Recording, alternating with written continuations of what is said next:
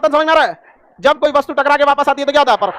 परावर्तन के सिद्धांत पर चमगादड़ उड़ता है, डॉल्फिन परावर्तन, रडार परावर्तन, सोनार परावर्तन, हम एक दूसरे को देखते हैं परावर्तन। वहां प्रकाश गया है, टकरा कर आया, समझ आएगी नहीं? अंधेरा हो जाएगा तो नहीं आएगा, अंधेरा में टकरा के वापस नहीं आएगा। अगर एक ऐसे कपड़े बनाए जाएं जिस कपड़े पे प्रकाश टकरा के वापस ही ना आ पाए, सोख ले, लेकिन हो ही नहीं पाता है, सोख नहीं पाता। जैसे समझिए एक मोटरसाइकिल है, कोई बहुत धीमी गति से चल रही है, दीवार से टकराएगा तो बहुत धीमी गति से तो वहीं सट जाएगा। लेकिन अगर हुमच की स्पीड है 200-250 की स्पीड में, और कल्पना कीजिए कि ऐसा दीवार है टकरा के लौटे नहीं, तो ऐसा हो ही नहीं सकता, टकरा के छटक भी करेगा, समझ आ गया कि नहीं? अब जरा कल्पना कीजिए कि मामूली मोटरसाइकिल की स्पीड कुछ नहीं है, और प्रकाश की स्पीड 1 सेकंड में 3 लाख किलोमीटर, ऐसा हो सकता है कि टकरा के नहीं आएगा? ये मामूली 100 की स्पीड में गाड़ी टकराती है तो कचुम्बर निकल जाता है, टकरा के 4 जगह छिटाता है, और उसका सोच रहे कितना स्पीड में जा रहा है। तो आप लोग के दिमाग में आता होगा कि टकरा के वापस कैसे आ जाता है।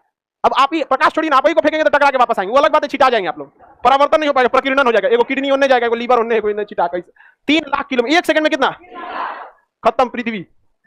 समझा? चंद्रमा पर समझा 3,84,000 किलोमीटर चंद्रमा है, कितना है? 3,84,000। तो 3 लाख के आगे 84,000 की क्या वैल्यू? कोई खास नहीं, मतलब 1 सेकंड में चंद्रमा। इतना तेज रफ्तार से कोई चीज जाएगा और रास्ते में टकराएगा तो बिखरेगा ही नहीं, बिगड़ेगा, वापस आएगा। अब कोई भी चीज जितना टकराता है अमूमन उसके 10% की स्पीड से क्या होता है? वापस आ जाता है। ये अमूमन एक चीज होता है, नॉर्मल चीज का, इसलिए प्रकाश क्या हो जाता है? वापस आ जाता है। आगे बढ़ जाए, टकरा कर